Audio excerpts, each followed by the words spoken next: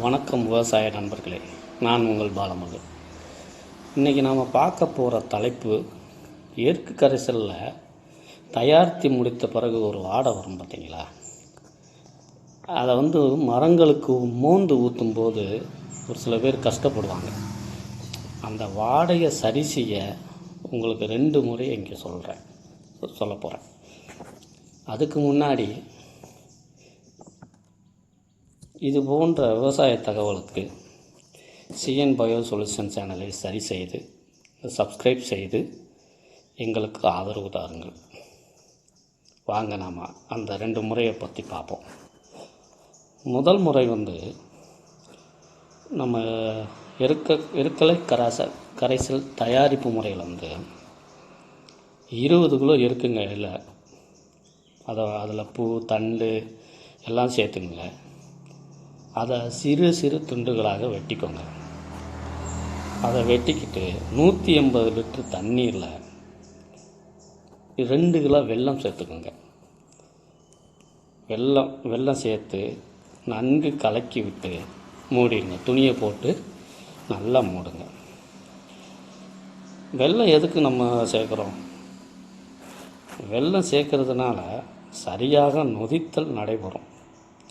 அதாவது ஆங்கிலத்தில் பெர்மெண்டேஷன் நடக்க இது இந்த வெல்லம் உதவி பண்ணும். நொதித்தல் சரியாக நடக்கவில்லை என்றால் இலை, பூ, தண்டு இதெல்லாம் அழுகிரும். அப்படி அழுகிறதுனால நமக்கு என்ன வரும்? வாடை பயங்கரமாக வரும். அதனால் நொதித்தல் சரியாக நடக்க இன்னொரு முறை இன்னொன்று அதை நன்கு கலக்கணும். ஒரு நாளைக்கு 2 முறையாவது அதை நன்கு கலக்கணும். வலது இடது இந்த குச்சியை வலது இடது புறமாக நல்லா ஒரு நாளைக்கு 2 தடவை நல்லா கலந்து விடணும். அப்படி கலக்கும்போது உங்களுக்கு நொதித்தல் சரியாக நடக்கும். இப்படி பண்ணும்போது உங்களுக்கு வாடை குறையும், கண்டிப்பாக குறையும். நம்ம ஈஸியாக பயன்படுத்திக்கலாம். அதாவது எருக்களை கரைசலில் உங்களுக்கு 20 கிலோ எருக்கையெல்லாம் பூ தண்டு சின்ன சின்ன பீஸாக வெட்டிக்கோங்க. 2 கிலோ வெல்லம் சேர்த்துக்கோங்க.